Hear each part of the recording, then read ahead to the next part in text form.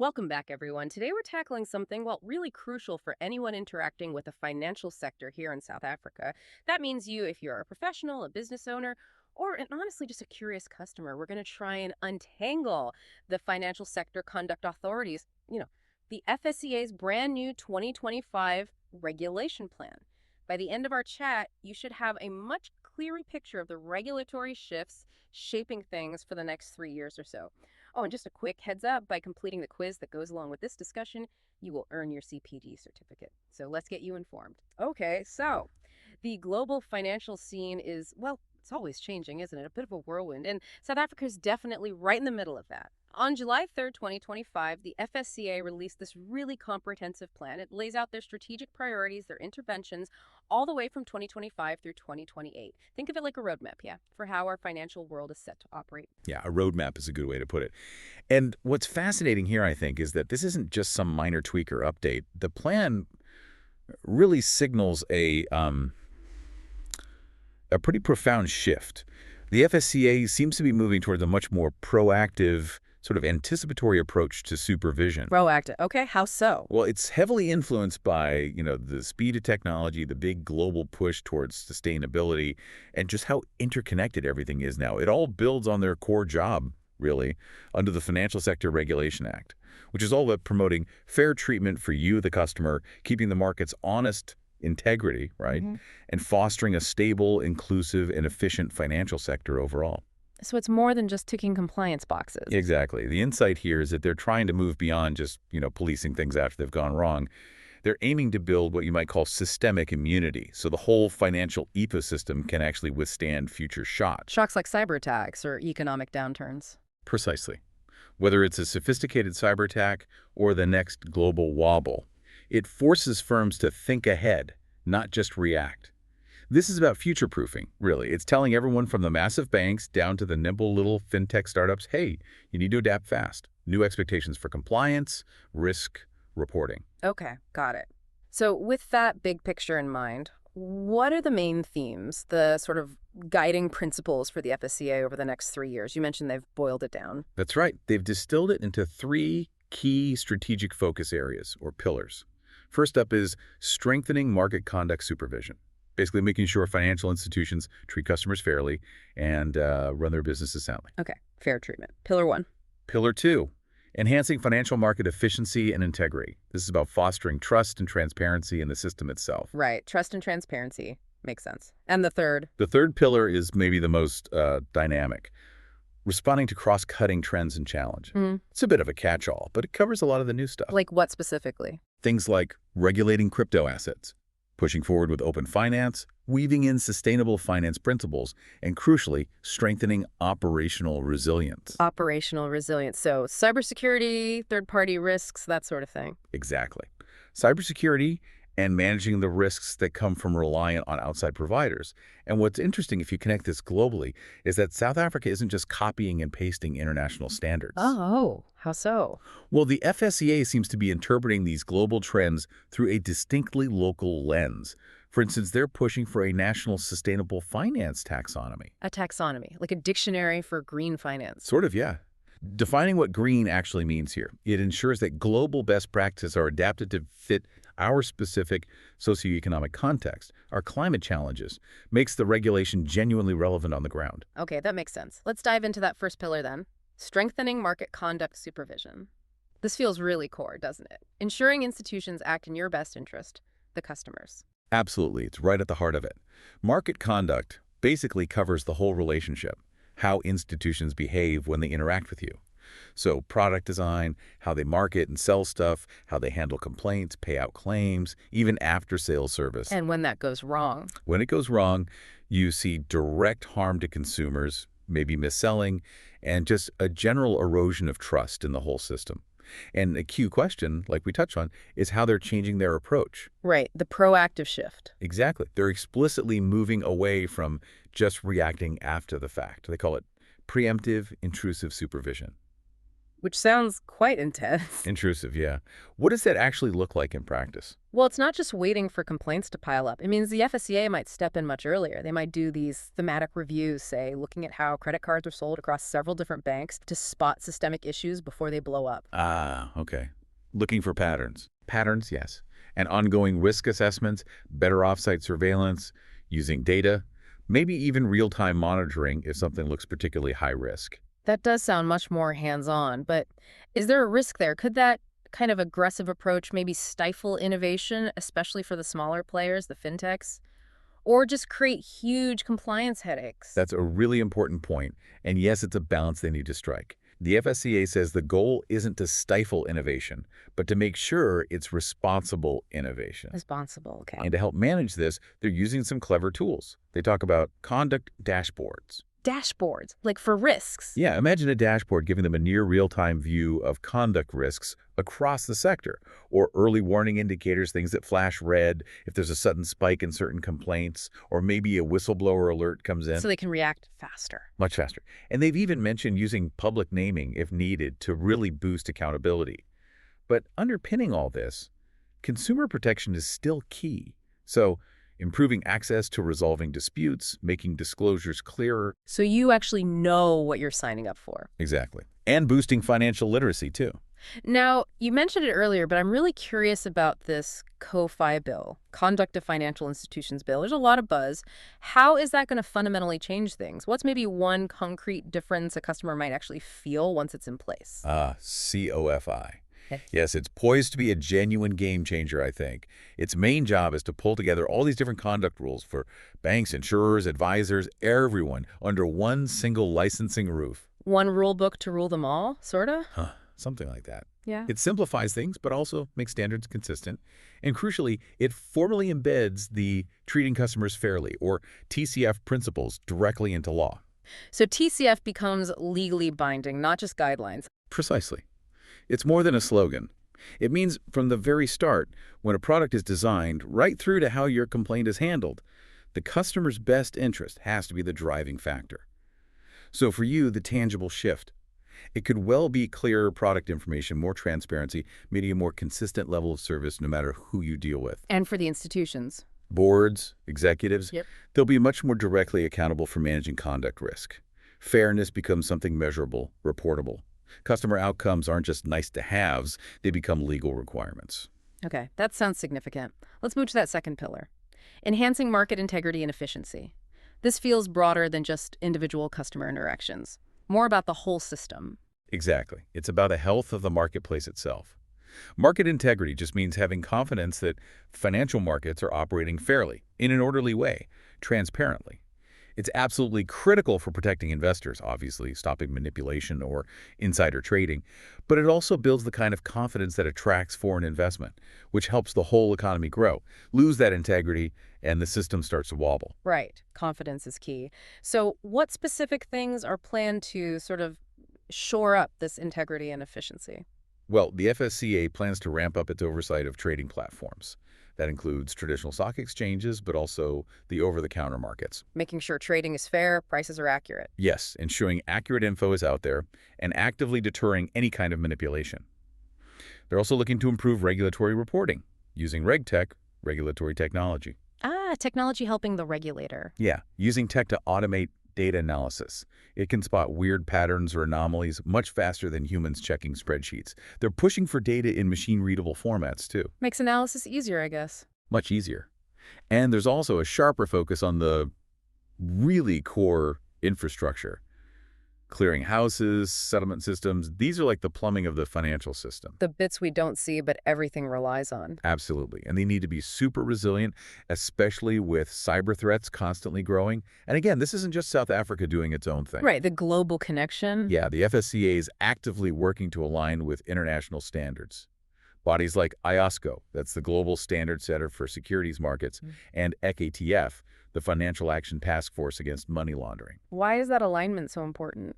It's crucial for maintaining our standing internationally. It helps avoid things like being gray listed. Yes, gray listing. That sounds bad. It is. It basically flags a country as having deficiencies in tackling financial crime. makes international transactions much harder, more expensive. Mm. So staying aligned with global standards is vital. Okay, got it. Now let's move to that third pillar, the really dynamic one, those cross-cutting trends. You said technology, global shifts. Where do we start? Crypto seems like the obvious one. It's on everyone's mind. It really is. And it's become a major challenge for regulators everywhere, not just here. In South Africa, we've seen a huge increase in people getting involved in crypto markets. And while the innovation side is exciting, let's be honest, it's also exposed consumers to some pretty significant risks. Like what kind of risks? Volatility. Extreme volatility, yes, Mm-hmm. but also outright scams, platforms getting hacked, often very little recourse if you lose your money, and the potential for it to be used for illicit activities. So how is the FSCA responding? They took a big step back in 2023. They officially declared crypto assets to be a financial product under the FAI's Act. The Financial Advisory and Intermediary Services Act? That's the one, Yeah. which basically governs financial advice and services. Yeah. So what that meant immediately is that crypto asset service providers, CASPs, the exchanges, the platforms, now need to be licensed by the FSCA. Ah, bringing them into the regulatory fold. Exactly. And the plan for 2025-2028 is to finalize all those licensing conditions, to impose conduct standards specifically designed for crypto's unique risks, and also to keep a really close eye on advertising to stop misleading marketing, which has been a big problem. And QFI will play a role here too. Yes, the upcoming CoFi bill will help provide an even more unified framework, bringing crypto more firmly under the mainstream conduct regulations.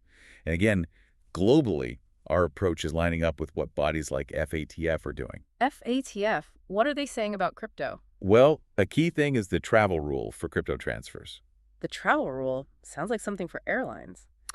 Yeah, the name's a bit odd. But basically, just like if you wire money from a bank, the rule requires crypto service providers to collect and share identifying information about who's sending and who's receiving crypto for transactions over a certain threshold. Making it harder to move illicit funds anonymously. That's the core idea. Transparency and traceability. Okay, sticking with digital, what about open finance and digital innovation? What exactly is open finance? Okay, imagine all your financial data, bank accounts, investments, insurance.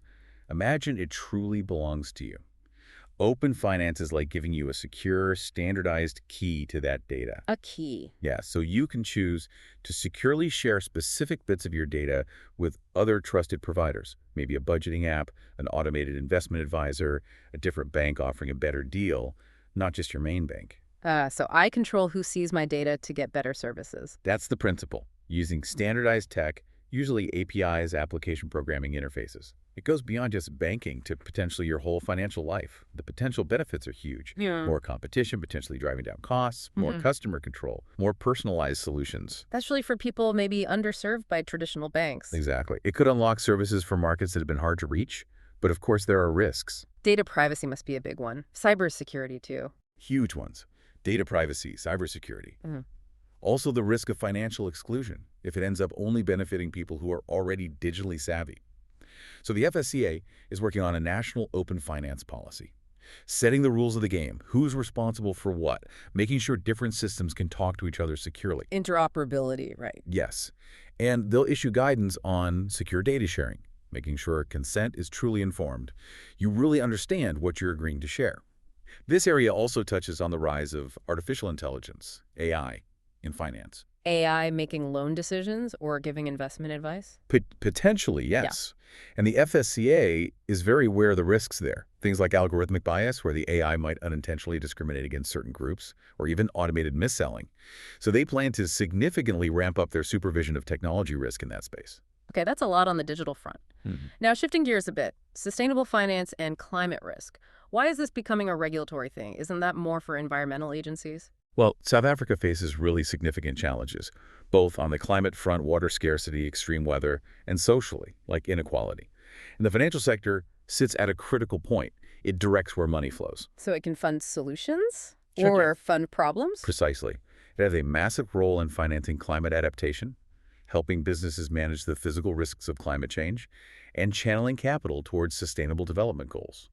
So for the FSCA, it means encouraging responsible investment, making sure institutions disclose their climate risks properly, and pushing them to build sustainability into their core governance. How will they enforce that?